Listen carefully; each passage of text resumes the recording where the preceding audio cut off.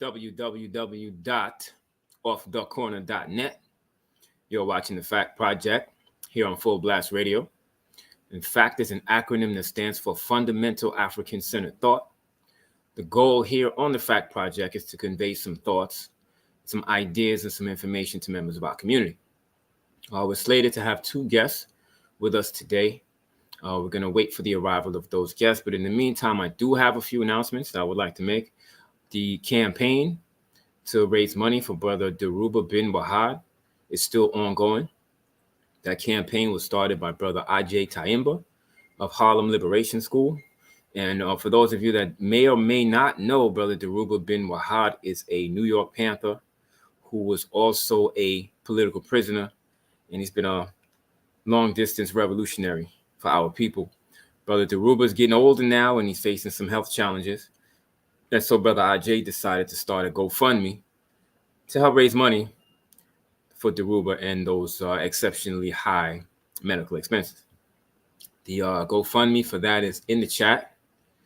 So if anyone wants to support Brother Deruba bin Wahad and Brother Ajay Taimba's campaign to raise money for him, the GoFundMe link is in the chat for that. And also you can check out Harlem Liberation School on YouTube. I would recommend everyone watching this go check out Harlem Liberation School on YouTube. You can subscribe and definitely stay up on the latest with respect to Harlem Liberation School. They do a lot of lessons on any number of different topics. I find the information to be very relevant. I find it to be very timely. I find it to be very constructive. So if anyone wants to get some more lessons and some more information, definitely go to Harlem Liberation School on YouTube. We also have the campaign for State's Attorney Marilyn Mosby.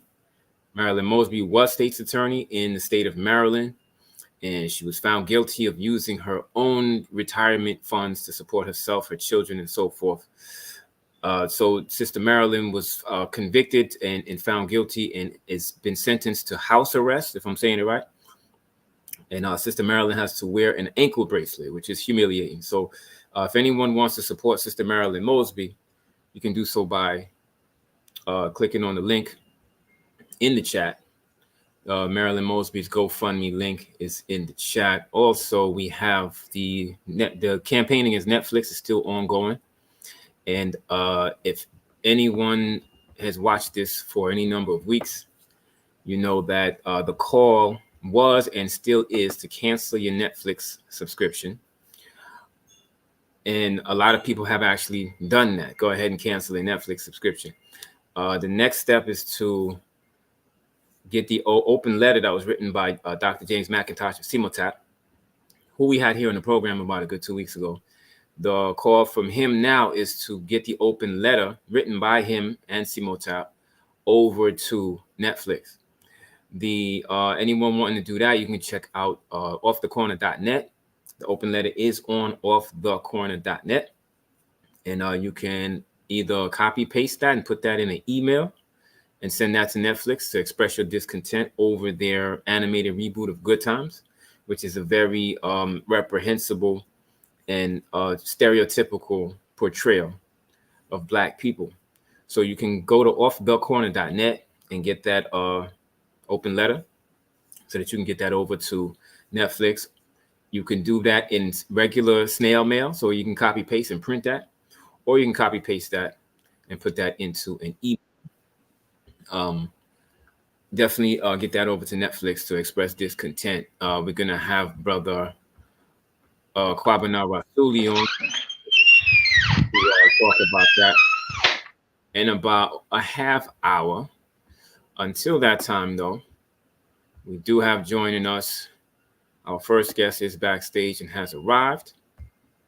He is a artist, a visual artist, a recording artist, a lyricist, a producer, and the creator of the Boom Bap Kingdom.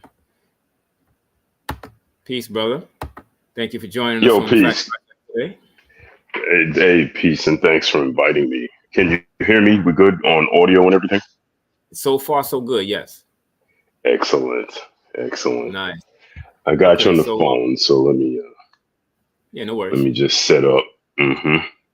Yeah, we introduced you as a recording artist, visual artist, producer, lyricist. We ran it all down I for you. heard that. Yeah, and I so heard that. as a music producer, I guess I have to jump in and begin by asking, what was your journey into music production? Okay, so that's really interesting. So back in like 81, Wow. that's when I started really rhyming, like starting to go to, like I was like in the sixth, like seventh grade, started hitting the house parties, with the mic and started going in. There were a lot of dudes. You probably don't know him from Amityville, Long Island originally. And we had a lot of guys, an influx of people moving into Long Island from the Bronx. So I had it was a real good situation for me to have a next door neighbor that had moved in from the Bronx, and their kids were a little older. They were like high school age, and I was like running around in the fifth, sixth grade. And those guys had the turntables, the mics, they were going in, they had a little crew. And they introduced me to the convention tapes, all the hip hop, et cetera, et cetera. They would hit me like, "Oh, shorty, here's the tapes." And, now I'm hearing Cold Crush and all these guys. And then I started buying records, Spoonie G, Fat Boys, et cetera, et cetera. And listen, I just got addicted to the culture. And once I started writing my own rhymes, at that point, I was like, oh man, I need something to rhyme to. So that started the production journey. And so now we're talking like 83, 84. I bought the infamous Synsonic drums that, That's so that was the first piece of gear I had, was the Synsonic drums. And it just morphed from there, Synsonic drums, turntables, other drum machines. But then there was a very pivotal moment for me. The Juice Crew started really popping.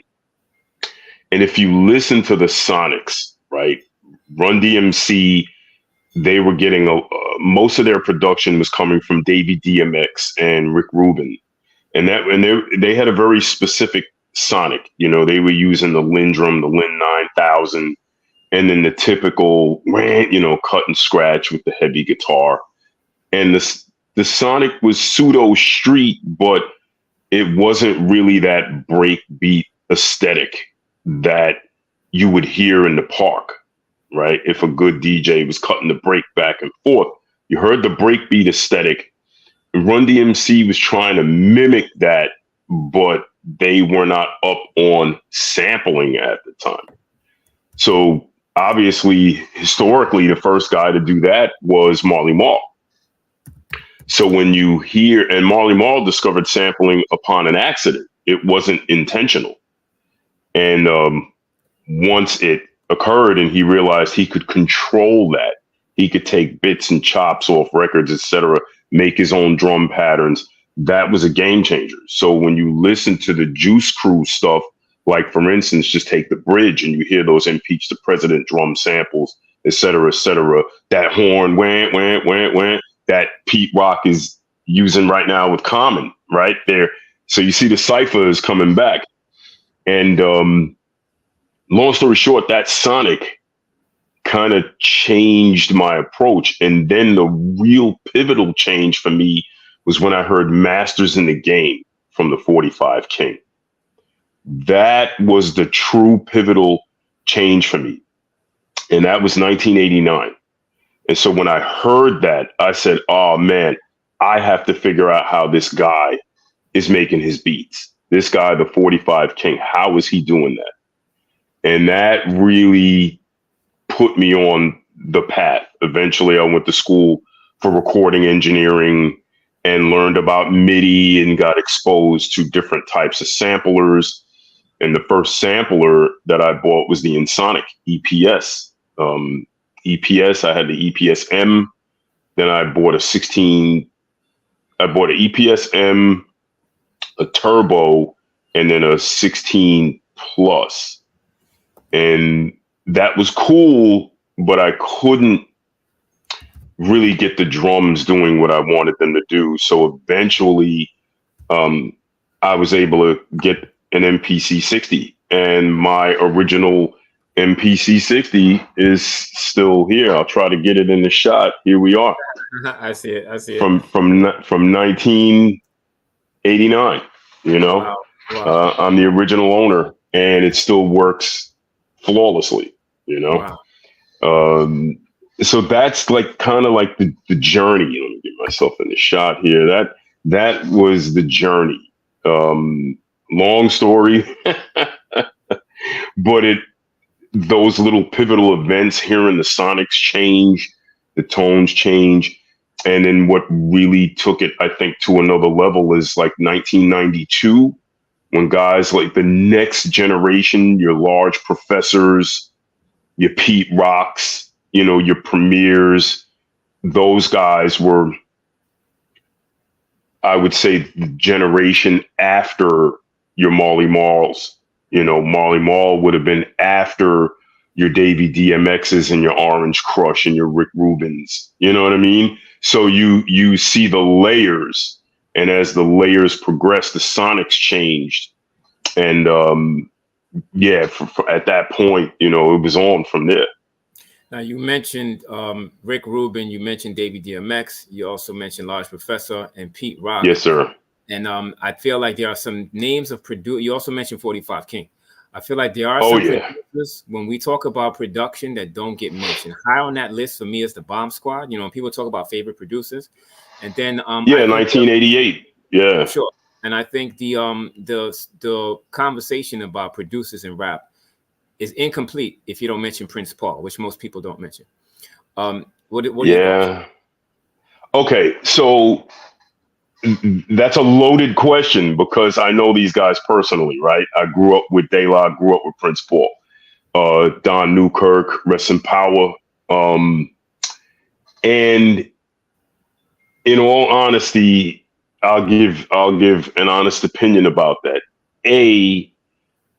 From a DJ, so let's keep in mind, Prince Paul started out as a DJ in Stetsasonic, and and in those days, Daddy-O and Delight were doing the production for Stetsasonic. They really weren't letting Paul do anything on those Stet albums. He was pretty much relegated to DJ tasks. But when he had the idea for De La, he put Mace, Paz, and Dave together and had this concept idea, which when you really kind of look at it, was a play off of the Jungle Brothers. Now, in terms of production, obviously they were going for something different, right? Not just with the sonics, but with the physical appearance. And I think that they hit that on the mark. But I think the problem for De La and Prince Paul was they had opportunity that they didn't take as serious as the competition. So when you look at an Eric Sermon, right, EPMD, Brentwood, Long Island, we're only a couple of towns away. And these guys were in the lab. They were heavily influenced by Ra, heavily inspired by God, you know. But then they were able to find themselves on that second, third album. They found their sound, and they took their opportunity serious. They started putting people on, Redman, you know, Keith Murray, K Solo, et cetera, et cetera. De La was more, I think, with Prince Paul in particular, they were more of a parody. You know, and it was more of, in that first album, kind of making fun of what the norm was in those days. Guys running around with fat gold chains, BVDs, Gazelles, this, that, and the third. And I understood that concept, right? And I believe that Paul's production lent itself very well to that concept. So you got to give him his props. He's the inventor of the hip hop skit. You got to give him his props. He invented that, or they, right? I wasn't in those sessions. I was around for the second album. I wasn't really in any of those first sessions, but he invented the hip hop skit. You got to give him his props. The way the album flowed, arrangement, it was otherworldly. When you look at 3 Feet High and Rising, it was one of those dichotomy type shifts where everyone is doing this, and now we're going to do this. And I think that what he brought to the game was incredible. It was fantastic. No one was doing it. Yeah, that's true. That's true. And so I mentioned Bomb Squad as well as Prince Paul, because not only because they're from Long Island, but when they came out originally, they changed the way rap music was produced. So there was a absolutely. There was a bomb, like there was pre-Bomb Squad and there was post-Bomb Squad. There was pre-Prince Paul and there was post-Prince Paul. And I don't think there's any other producers in rap that you could say changed the sound of the music the way they did. You agree with that? Yeah, I do. Like, if you look at Bomb Squad, you can see how Dungeon Family, coming out of Atlanta, was heavily influenced by Bomb Squad. You could see how early Dr. Dre, NWA, heavily influenced by the Bomb Squad. It is, in my opinion, it's actually safe to say that NWA was Los Angeles's version of Public Enemy.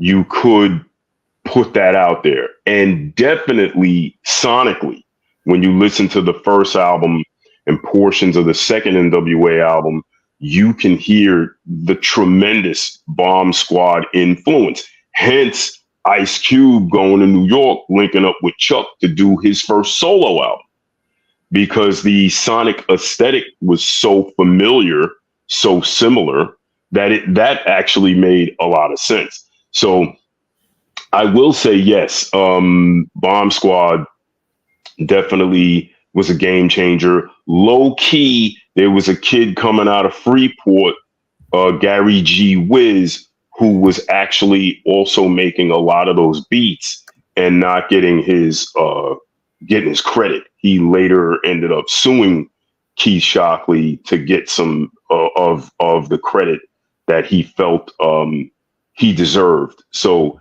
there's a little bit of backstory, behind Bomb Squad and those guys, and where exactly all that production was coming from. But in general terms, yes, those guys were incredible. No one was doing what they were doing at the time.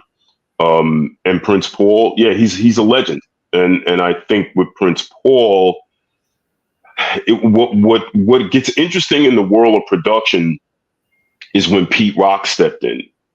And that's when you get a real change where the producer becomes the focal point, because before then, no one cared about the beats. Let's keep it real. It was, if you were reading The Source and they gave a review, they never talked about who the producer was. And then post Pete Rock, you get produced by. That's when it started to matter. It started to matter because Pete Rock is, not only was he with CL Smooth making hit records, but when other artists began to hire him and he was making hit singles for all these guys, I think that created the business lane in production. He was running around getting like 10 grand a beat in those days, plus his publishing. He was smart. He would get on the track and he would do a hook. So now he's going to get writers publishing, plus he gets his production credit and that publishing. yeah, Pete knew what he was doing, yo. He switched it up, you know. Yeah, most definitely. Now you mentioned NWA, and you made a good point. Yes, sir. The production was very influenced by Bomb Squad, so that was Dr. Dre. Yes, sir. The content in terms of lyrics, MC Ren Mm. said in an interview recently that they were inspired in terms of content a lot by BDP. So the lyricists in the group were Okay. inspired by BDP, and the production was inspired by the Bomb Squad. Now, Yeah, would that lyricism was that BDP first album? I would imagine it they're was. talking the first album. Oh yeah, first BDP album was 1987, and this Yeah. was the first time we heard any glorification of intergroup violence on record among Black people. And this is Right. also the first time we get guns on the album cover. Now listen I to mean, heavy. yeah, listen to NWA first album, and you know they talking that street talk, being very Right. influenced by BDP, and they're holding guns on the album cover. So um, Right. I feel like a lot of what we're seeing in rap now, the downturn, it began with BDP Criminal Minded, and I'm gonna do a show on that one day. A lot of people push back against that, but I have receipts. I agree with you. I agree. I believe BDP and Cool G Rap. In my opinion, Cool G Rap is the original hip hop East Coast gangster. You know, I think Cool G Rap was like one of the guys that really he was inspiring a lot of the heavy gun talk, and I think he took it. His lyrics were so visual that Cool G Rap was able to take that gun talk and that gangster talk to another level. Hence, Cool G Rap going to LA to do a solo album back in the days. Because low key, the you bring up an excellent point. Because when you look at hip hop culture, what we see through, and people can say whatever they want about the group and the individuals. However, Zulu Nation was very pivotal in stopping violence, bringing crews together, and allowing them to have a safe place to express themselves through the music, art, dance, etc., etc. Hence the five elements, etc., etc. So when you look at early 70s New York and you understand the gang violence, and then understand that New York hip hop was responsible for ending gang violence, it's very ironic how it circled back. And now in the Bronx, you got these kids running around, Crips, Bloods, blah, blah, blah. Where in the Bronx, where the culture started, we got rid of that in order to move the hip hop culture forward. So it's very ironic how that cipher came full circle. And it makes there is no guess that LA was heavily influenced by New York. The whole world was in those days. Absolutely. So Mm-hmm. we running close on time. I would like to talk about the Boom Bap Kingdom on YouTube. Sure. How would you explain that? What can you tell us about that? Well, what I wanted to do is, especially as a older artist, just being an older MC and putting out records and stuff, it's not necessarily appreciated as much. Now I think there's a shift, and personally, I always knew there would be a good shift. I think if you're nice, you should just put your stuff out. RZA told me that once. He said, yo, if you got dope stuff, just put it out. Don't sit on it. And that really stuck with me because I was in a Gravedigger recording session with those cats. And I, me and Poetic was super close. You remember this. And RZA was like, yo, they had played some of my stuff and was like, yo, you should put this out, bro. Blah, blah, blah, blah, blah. Don't sit on dope stuff. And I was like, oh, that's kind of ill.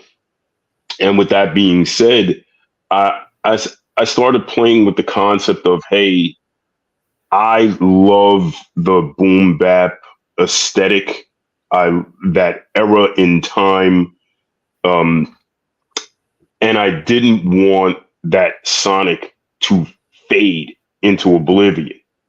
So I decided I would start a YouTube channel and show the, my production process. Every producer has a slightly different process. I get that. But I wanted to keep the boom bap sonics and aesthetic alive and well, and show and prove that it's still viable. So that was really the idea. And then the other side of that coin was I wanted to archive myself in my element, doing something that makes me happy, that when I move on to the essence, my seeds can jump on YouTube and say, hey, look at my pops. He was doing this thing, 100 years ago. Just preserve my own history. You know what I mean? Yeah, It's yeah. I get it. You mentioned poetic. Yes, sir. You actually had opportunity to do some production for Poetic after he transitioned. What can you tell us about that? Yeah. Well, that, and this is a funny thing. So, after he transitioned, his wisdom reached out, and she told me that he had a lot of acapellas that he had recorded. So he was at that point, his health had came to a point where I don't think he could really get in the studio the way he wanted to. He had a lab at his sister's crib in the basement. That's where he was at the time. And then I think I don't know, I think they relocated to Jersey, him and the wife or something like that. Long story short, he passed on. A couple of years later, she did reach out and said she had a bunch of ADATs on him with acapellas. And wow, we're talking like 14 years ago.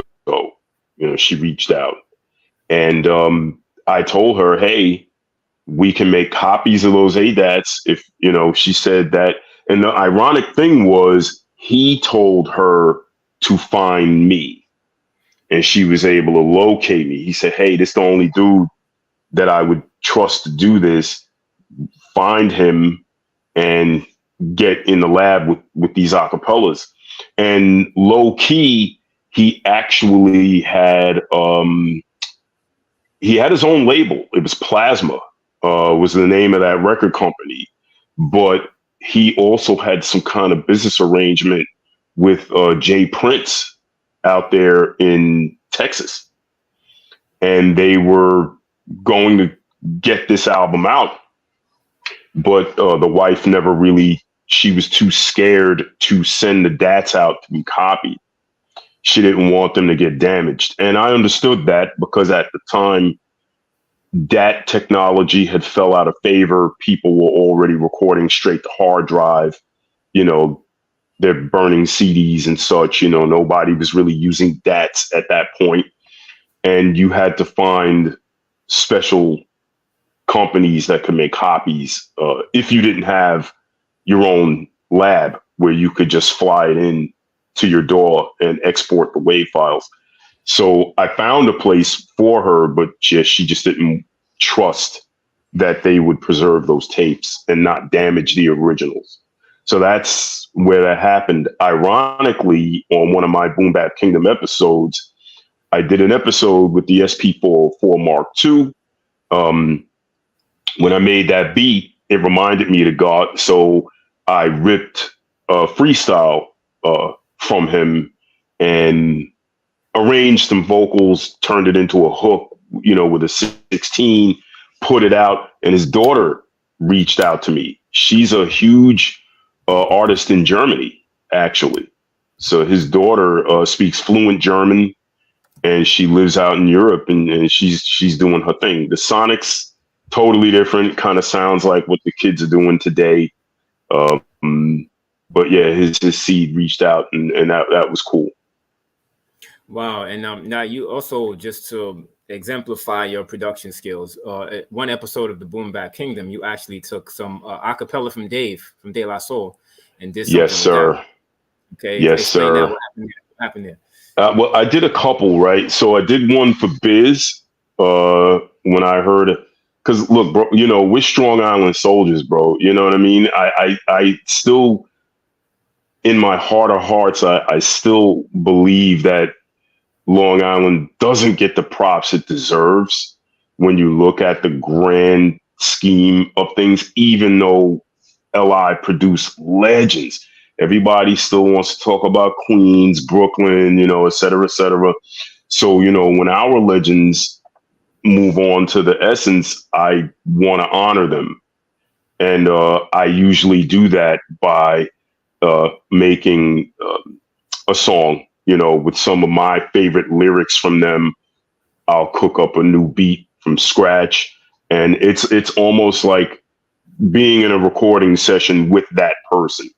That's kind of how I approach it, so I'll pick the bars, make the beat from scratch, and then, put it all together. And that one that I made for Dave, that was that one meant a lot to me because we Dave and I had a love-hate relationship, but that he was my dude, I always respected them cats, All right. All right.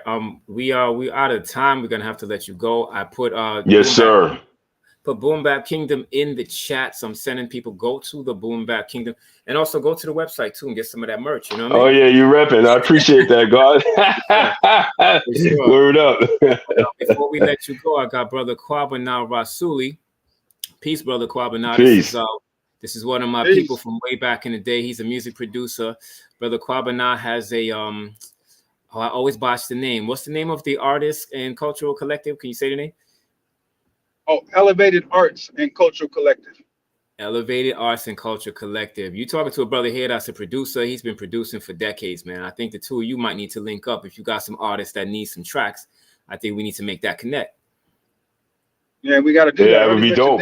That'd be dope. I'm willing to work with people that are willing to work. You talking about Dave from De La Soul? That's correct. Yes, that's correct. Okay, what song you did with him or produced for him? Well, actually, they did a song years ago, but then he's like showcases and highlights his production on YouTube, and so he took a acapella from Dave and put it to a track that he made recently. Oh man, yeah, Dave and I actually did joints, and Sam can tell you, Sam was on one of those, so I actually have joints, with Dave on the hard drive, but I'm not gonna put any of that stuff out because I don't want to deal with any estate issues or anything like that, But we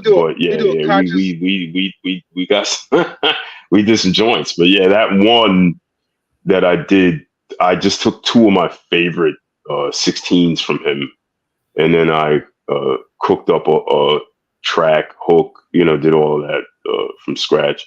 Yeah, that's on the channel. You could definitely check that one out. Yeah, Brother Kwabena, you were saying we could do a conscious album?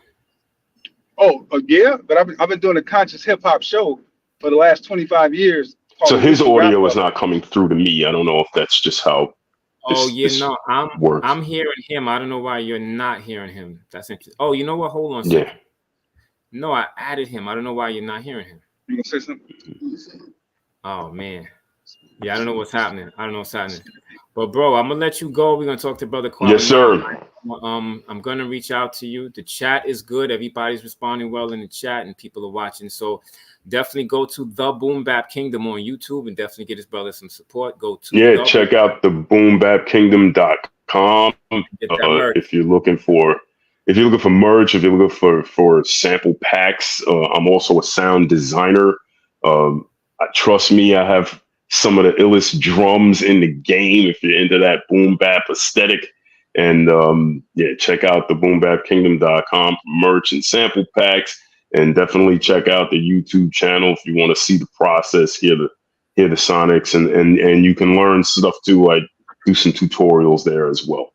Absolutely, bro. We got to bring you back so we can really lay out for like a whole hour. Yeah, God, I'm looking forward to that. Word is bond. We'll definitely do a longer session, and maybe I'll make a beat show.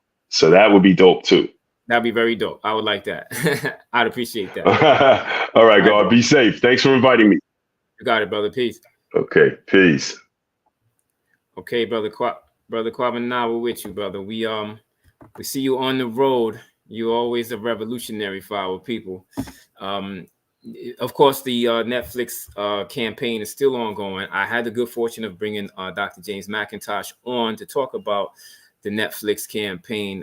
Before we talk about where you are right now in the campaign against Netflix, for the people that may be watching us for the first time, give a little background on why you launched the campaign against Netflix. So Netflix decided to do this reboot of Good Times, the beloved sitcom that came out 50 years ago in 1974, featuring, of course, Esther Rolle, John Amos, JJ, Jimmy Walker, Bernadette Stanis, Thelma, of course, Thelma, can't forget her, and Ralph Carter. And they did it in an animated version of it. But it is a straight up minstrel show. It's beyond minstrel. And when they released the trailer for it in March, the people were outraged. The people did not want it. They did not like it. It started off with about a 10-to-1 ratio of thumbs up to thumbs down. First time I saw it, it was like 3,000 thumbs up with close to 30,000 or 20-some thousand thumbs down. So the people didn't want it. So they didn't care. April 12th, they released it anyway, and it's been out there ever since. And it's just horrible. There's been so many reviews about it and so many articles and podcasts and interviews like this with people who are involved in it. People are protesting it, and it's appalling. It is utterly appalling. And so when we first found out about it, we decided to contact our brothers from CMOTAP, Brother James McIntosh, like you said, you just interviewed recently, and then also Attorney LeGrand Clegg. And so, yeah, so that's where we're at. We're railing against it. It is disgusting. It is pedophilia. It's violence. It's 2-year-old babies dealing drugs. It put out the house. A 2-year-old baby getting put out the house, and it's produced by Stephen Curry. Norman Lear's produced it from the grave, and also Seth MacFarlane, who's a piece of trash himself with the type of disgusting things he puts out on his cartoons. So that's where we're at with this. And many people have seen it. I talk to people, many people have seen it, and really nobody hardly likes it. Okay. So. And the call was to cancel your Netflix. Now, there's been some CMOTAP meetings of people following up and actually canceling the Netflix. What are you hearing about that? Yeah, people have been canceling their Netflix. People have been canceling their Netflix. People have been, and also when you cancel it, they've been sending letters to Netflix via their email. There's a specific email you can send to them to let them know why you're canceling it, and calling for them to cancel that show. And so that's what we've been doing this. But there's several petitions out, but there's a specific one that calls for the cancellation of the program. So we've been encouraging people to cancel, to sign that petition, encouraging people to get with your civic organizations, your families, your churches, your people, and let them know that we are against this and we need you to cancel your Netflix and also speak out against this. Yeah, I was watching the stock price when the call was for everyone to cancel the Netflix. And the call is still for everyone to cancel the Netflix. But I noticed the stock price dipped down. And then Netflix signed a deal with WWE Wrestling. And they recently just signed a deal with the NFL. And I noticed the stock price is going back up. When I talked to Dr. McIntosh, he told me that stock price is like your public face. If you're kind of faltering in the background, the corporation, they don't want to let you know that. Although the stock price is up now, they could still be dealing with some issues behind the scenes. What are your thoughts about that? I think it's because it's such a large conglomerate. And, we deal with this with the music industry. They're so big and powerful. We understand that. But we also understand the power of the people. The people properly organize and put enough pressure on them, they will take it off. They will take it down. It takes, it's like sometimes how they talk about us as African people, last hired, first fired. We have to do double the work to get the same pay. When it comes to our disrespect, we have to do quadruple the work to make them stop. We have to. And so that's what we must do. We got to put in the work because the stuff is dangerous. And so, yeah, hopefully, I mean, yeah, I wish their stock prices would go down and stay down a lot because of this. Because this, they would not dare do this to anyone else. And if they tried it, and the amount of people who showed that they didn't want it, like we have shown, they would have taken it away. But we haven't heard from them. They haven't said we're going to cancel it. They haven't said we're going to take them off. They're just ignoring us. And Now, so we just got to keep on putting the pressure. there was a demonstration in New York and in California on June the 5th. And I know you were in the ground in California. Talk to us about what happened on June the 5th at the demonstration. Yeah, there were simultaneous or same time demonstrations on June 5th in New York City and also in Los Angeles, Hollywood, and at Netflix corporate offices in the two largest cities in the United States.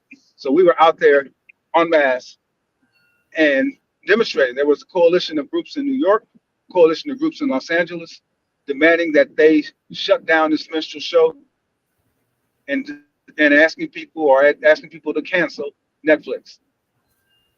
And so, again, 5 o'clock in New York, it was groups like the UNIA, for CMOTAP, representation from the National Black Leadership Alliance endorsed this.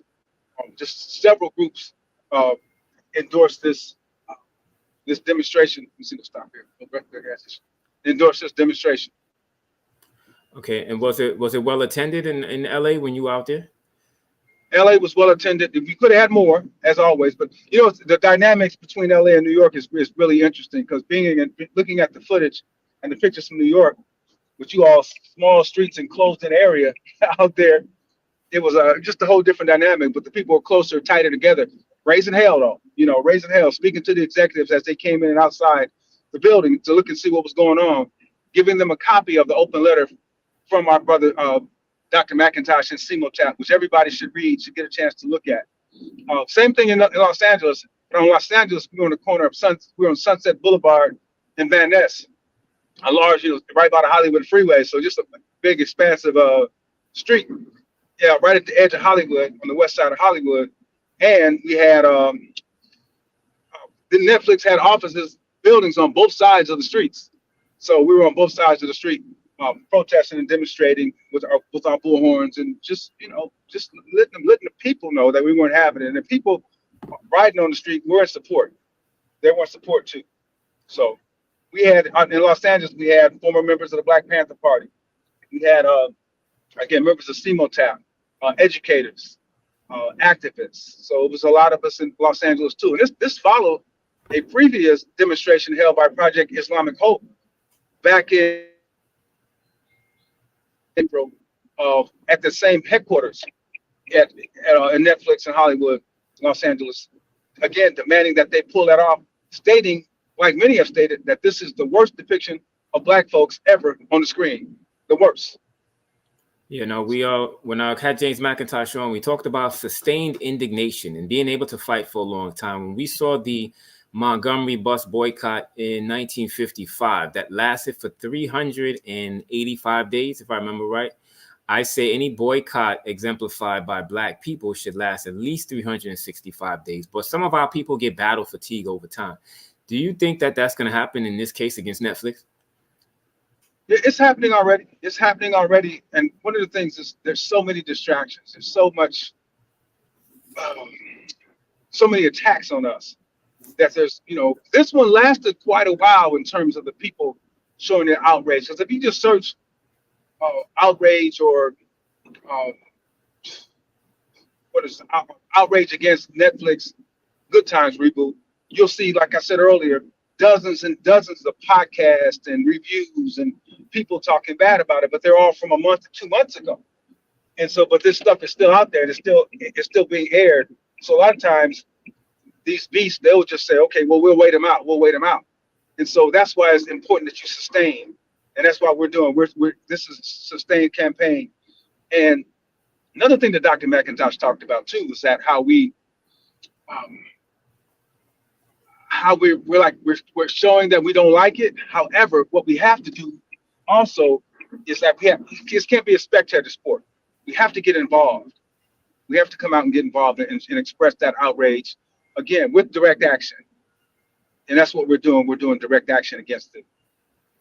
Okay. Now, yourself, Clear the Airways Project, as well as CMO TAP, and there's other organizations involved. What are some of the other groups that are involved apart from Clear the Airways Project and CMO TAP? Kwabena organizations are involved. Like I said, we have members of the Nubian Leadership Circle that are involved. We have members of the UNIA that are involved in this fight, and several other organizations and individuals who are outraged by this madness. So And there's several organizations involved, because again, so many people do not like it, do not want it. And even the NAACP, we're still kind of disappointed in their lackluster uh, effort in fighting this, because they're that longest, the longest um, organized civil rights, so-called civil rights organization out there. So, but they've expressed some disdain about it, but not enough, not nearly enough. and so the campaign is asking them to remove this from their service altogether. Is that correct? Oh yeah, we're asking them to take it off. We want it off now. We want it off. This is dangerous. We talked about that, but this is really dangerous. How they continue to keep this out there, because Netflix and these things are seen around the world. My brother Tabiti Umoja, who's an educator in Los Angeles, he points out at a school for grade school children. He points out how they are on the cartoon. He points out that children watch this. The children are going to get to a cartoon. They're going to see the cartoon. So he's and so Steph Curry, who's again the co-producer of this, he tried to say, he didn't try to say. The only time we saw him questioned about it was after one of the basketball games during the regular season, late in the regular season, when he shared that he understands, yes, this is the pinnacle of sitcoms, Good Times is. However, this is more so for adults. And when questioned about whether his children would be watching it, he said, "No, I will not be watching it with my children." So he started thinking about his children. I think about the song from Common that he did with Robert Glasper called "I Stand Alone." We said, "Not just my kids, I want the best for his." Steph Curry obviously don't give a damn about our children. Now, when it comes to animation, of course, this is something that's going to attract the attention of children. Is that the main reason why this campaign has been launched? Because it's going to have an adverse effect on children?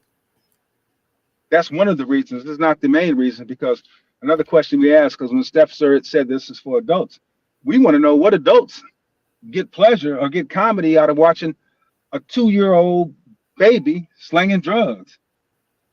What adult will get pleasure out of watching a 12-year-old girl twerk?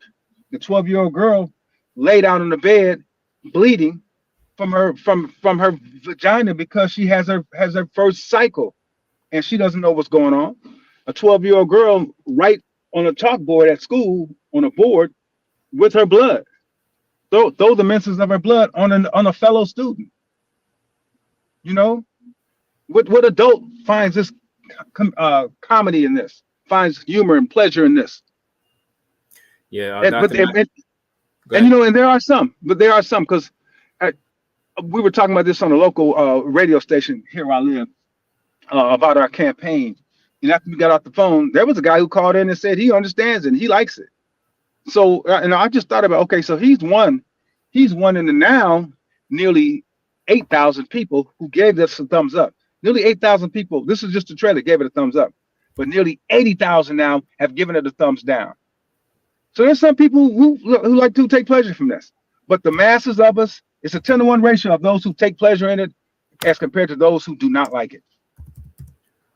Right. So now there's been a call to cancel Netflix. There's been a petition that's still circulating, and there's also been the open letter, and all of this has basically been flooding Netflix for the last 8 weeks or so. There's been no official response from Netflix at all. No official response. We even had another group who shared at our last meeting on Saturday powerful letter that they wrote. The Kwabena organizations, that letter that they wrote to the co-chair of Netflix, the co-CEO of Netflix, and we have yet to get any response. Okay. So, what would you call on the people to do? You saying cancel your Netflix, and what else? Would you try to convince people also to sign the petition? Please sign the petition, cancel your Netflix, get with your organizations, your groups, your family, your people, and let them all know what's going on. And those who haven't seen it, many people have seen it and are appalled. And so until let them know we have a campaign. The CMOTAP has a campaign, and join that campaign. And write your own letters. We're also one of our next steps is that we will be dealing with going to some of these powerful churches. We have a letter that's getting ready for these powerful churches that we're sharing on the 30th of June, and we want the churches to understand what's going on and to help us in this campaign to get this removed from Netflix and So get this removed off. you got no official response from the Black church yet? Not from the Black church as a whole, but this is just we're asking them to come join us on this campaign. Yes, and there's certain churches in New York City and Chicago and Los Angeles and other major cities who have kind of like a history of activism, a history of doing work. And so we want to engage those churches. And so if anybody on here has some of those preachers who have also had that history, or who also fight for the people, let's get involved. Let's make this happen. Let's get this crap off the air. They got a scene on this, and we've talked about this before, but for people who haven't seen it, they got a scene on here where this guy, the daddy in the show, has a whip. For no apparent reason, he has a whip though. And he takes the whip and strikes his son in the face with this whip. And just for no reason. And his son's laid out on the floor after being struck by his daddy with a whip. And Dr. McIntosh said it's not satire, it's ridicule. I think the example you're giving speaks to that. Is that correct? It's definitely correct. Okay. It's definitely correct. They have babies shooting out. The baby we were talking about earlier, the babies are shooting it out with drug dealers. The drug dealers are depicted as the baby, little baby, and baby from a Birdman baby are competing with drug turf with a 2-year-old Evans baby. Yeah, and they're showing him in the also in the film. Sorry, they're showing him in the film. They're showing him on the screen. The three rapping babies riding through the hood like they're in Boys in the Hood or something, looking for this little 2-year-old baby to shoot him up. Yeah, that's not funny. If you'd speak to Dr. McIntosh, you might be able to get in touch with Herbert Daughtry. I know he's one of those people, one of those voices in the church that will probably join the campaign and also to help spread the word. Have you heard from Herbert Daughtry as of yet? Not specifically Herbert Daughtry, no, but I know that we work with Bob Law, and Bob is very tight with Brother Daughtry, and Bob is also the National Black Leadership Alliance is appalled by this. Also, we have groups out of New Jersey. We've talked recently with, of course, Charles and Inez Barron are with us. They were with us out on June 5th earlier this month in New York City demonstrating. So, yes. Yeah, you got a question in the chat. DJ Highlander says a corporation can just throw money at your responses, but if you go after individuals, though, you might see a different outcome. Have you gone after any of the people that participated in this yet individually? The people we've gone after Steph Curry, and there's also been can't recall the brother's name, but a brother is really into hip hop in the Bay Area has written a powerful open letter to Steph Curry, of which we've seen no response.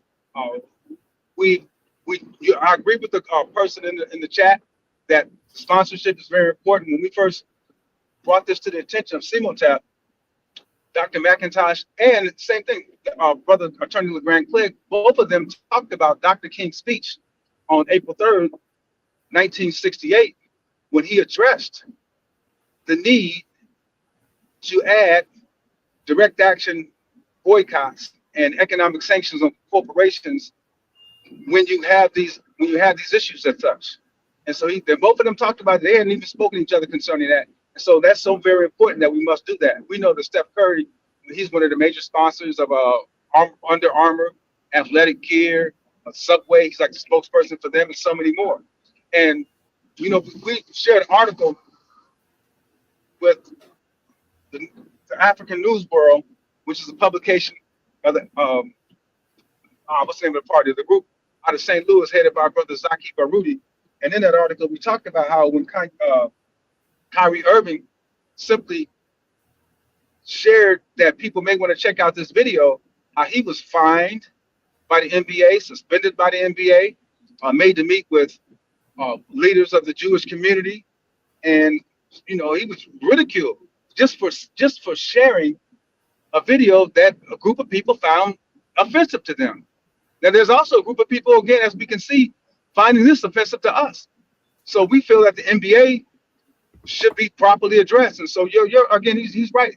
Their sponsors, the Golden State Warriors, Steph Curry, they need to be checked.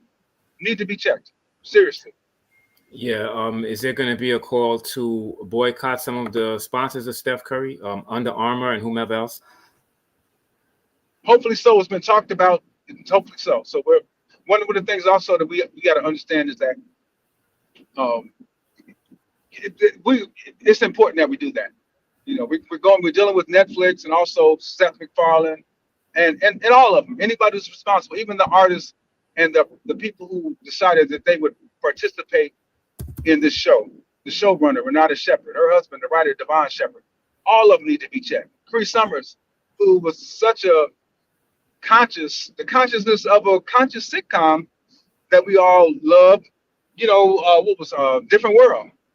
Imagine them coming back with Different World reboot, in 5 years and having it just totally ratchet.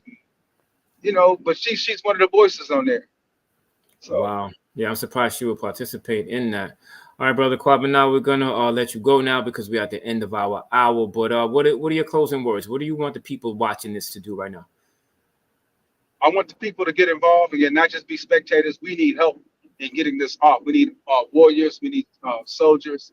And if we let this slide, it's going to only get worse. And when we deal with this issue with the music, somebody asked this question recently. They said, Kwabena, you think this is going to get worse with the music? I said, great question. I think it will. Even as we, I know we got to go, but as we touch on the music, I'm thinking about this rapper, Julio, on his 26th birthday, right around his 26th birthday, was killed just this past weekend in Jacksonville, Florida.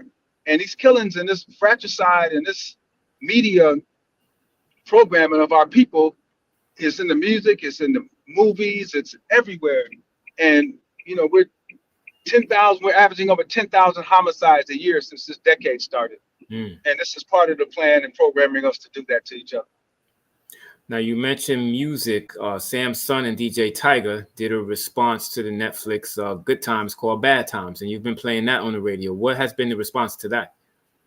People love it. It's a powerful song. We need to play it more. We need to spread it to the people because it's just a great song. And again, that's what we do. We play that, and the song. We still got Marcus Mosiah Garvey in rotation also. So that conscious music is so very important. The music plays a role in how people think, how people act. So it's very important that we hear these conscious messages and these protest songs. That's a beautiful, wonderful, necessary protest song. The response has been good. Nice. Now you mentioned that you do radio every week.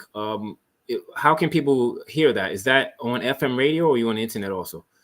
It's on FM radio. It's on 88.7 FM. It's WGBE out of Gary, Indiana. And we're also streaming on live. So just look up WGBE Gary, Indiana, and you will get the link on there. And so, yeah, that's how we're on every Friday night for the last 25 years on 88.7 FM. It's called the Weekly Wrap Up, Conscious Hip Hop and Classic Funk with Mellow Extension. Okay, I think that's interesting. You said WGBE, and you know who Gary Bird is, right? He talks about GBE, and it's in Gary, Indiana. That's ironic. Wow, so it's interesting. Right on. Yeah. Gary Bird's up with this too. Gary Bird has on WBAI has talked about this several times. Has interviews on this on WBAI several times, and Dr. McIntosh on Minefield. So people are not with this, man. We got to work to put a stop to it. Absolutely. So we will send people to WGBE so they could check you out. Brother Kwabena, I want to thank you for joining us and for being a long distance revolutionary for our people and being out there in the street and keeping up the fight, man. We appreciate you. Brother, appreciate you, man. Thank you for having us, and keep on doing what you're doing too, man. Loving what you do. Most definitely. And we will have you back again in a couple of weeks so that you can give us another update. Right on. All right, brother. Thank you, bro. Peace. Peace.